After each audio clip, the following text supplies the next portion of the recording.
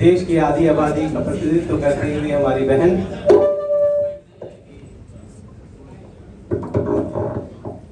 युवा शक्ति के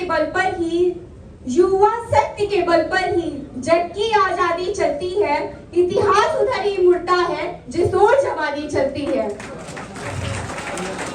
माननीय सिवान जिले के ये जन स्वागत में मैं आप सभी का हार्दिक अभिनंदन करते हुए अपने विचारों को आपके समक्ष रखने की अनुमति चाहती हूँ।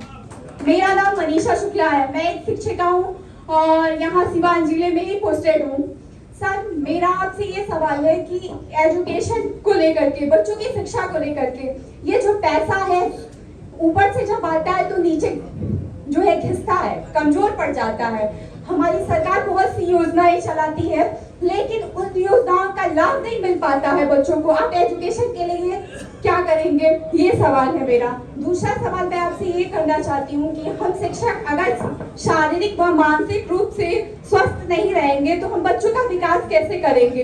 ये जो हम लोगों को स्पेशल लेवल मिलता है, माध्यमिक की महिलाओं को मिलता है, लेकिन बहुत सारी ऐसी शिक्षिकाएं हैं, शिक्षक हैं जो अनमैरिड हैं, अभी अविवाहित हैं, वो आए हैं, उनको छुट्टी नहीं मिलेगी अगर शादी के लिए, तो वो अपना जीवन कैसे आगे बढ़ाएंगे। इसके लिए भी मैं आपसे रिक्वेस्ट करूंगी। और सर, मेरा तीसरा सवाल ये है कि आप महिलाओं की सुरक्षा के लिए क्या करेंगे, क्योंकि हम महिलाएं घर के बाहर रात के 10 बजे के बाद, 11 बजे के बाद महिलाएं सड़क पर नहीं कर सकती हैं। ये असुरक्षा की भावना उत्पन्न होती है, कहीं अनहोनी ना हो जाए। इसलिए मैं एक कविता के माध्यम से अपनी बात को आपके सामने कहना चाहूंगी।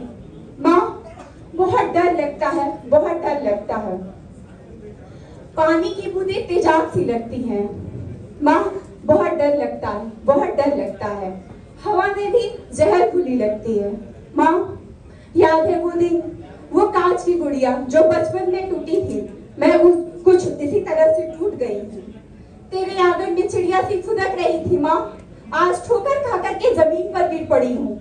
2 बूंद खून के छींटों को देखकर मैं रो पड़ती थी। माँ, तूने तो मुझे फूलों की तरह पाला है, तूने तो मुझे फूलों की तरह पाला है। उन दरिंदों का मैंने क्या बिगाड़ा था, क्यों वो मुझे इस तरह से मसल कर चले गए, क्यों वो मुझे इस तरह से मसल कर चले गए, बेदर्द मेरी रूह को कुचल कर चले गए। माँ, तू तो कहती थी कि अपनी गुड़िया को दुल्हन बनाएगी, तू तो कहती थी कि अपनी गुड़िया को दुल्हन बनाएगी, मेरे इस जीवन को खुशियों से सजाएगी। माँ, क्या वो दिन जिंदगी अब कभी ना लाएगी। माँ, क्या अब तेरे घर बारात नहीं आएगी। खोया है जो मैंने क्या फिर कभी ना पाऊंगी। सांस तो ले रही हूँ, क्या जिंदगी जी पाऊंगी।